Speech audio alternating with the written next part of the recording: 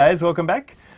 We are going to be having another quick tip about things to avoid when you're doing the writing tests. And today's tip is all about...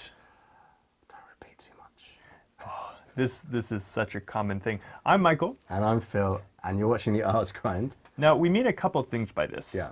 The first thing is you should not repeat words that are given to you. They do not help you get a higher vocab score. No. So this counts as if you copy all of the words from the prompt in both any task 1 or any task 2, those words do not count towards your vocab score. This is also very true when you're describing a process in a task 1, because they give you a lot of vocabulary. You need to show that you know what the vocabulary means by using synonyms or changing the word form. If they give you a verb, use the noun. If they give you the noun, use the verb or the adjective.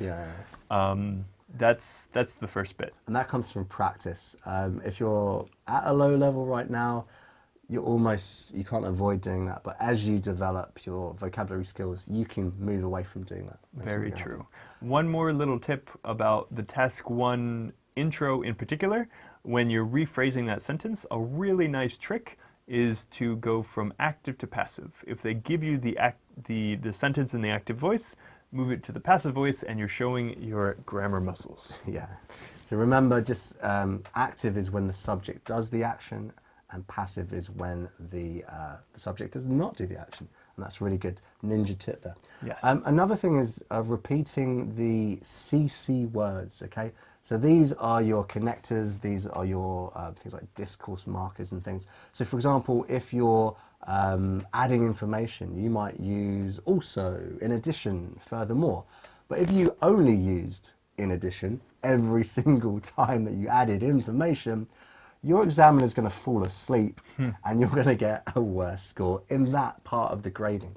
So you really need to learn synonyms of these CC words and use variations of them throughout your writing. And of course you need to learn how to use them correctly. Yeah, the structure. Yeah. Oh. Make sure you don't use the wrong one. But we'll get to that at a later point. Yeah.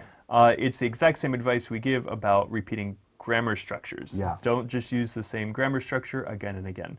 That will keep you at a low score. Yeah, you've got to show that you have grammatical range, like you know more than one grammatical structure.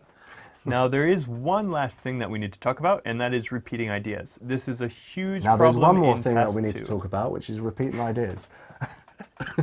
Sorry. See how bad it is? So I actually see this all the time, where a student says a main idea, and then they say the exact same thing with maybe a few different words.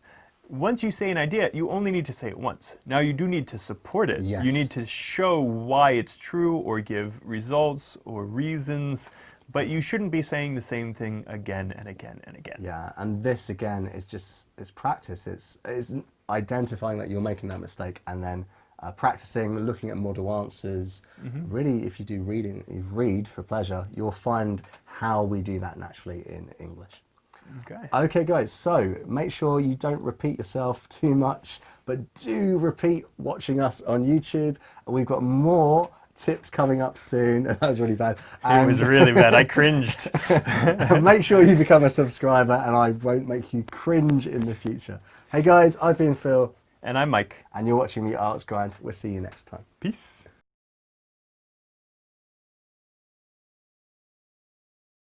Cheerio. How's it going? I'm British today. And if you would like to see some more tips by a Brit like me, check out this playlist of some more tips and then this other playlist of how to write like a native. See you there.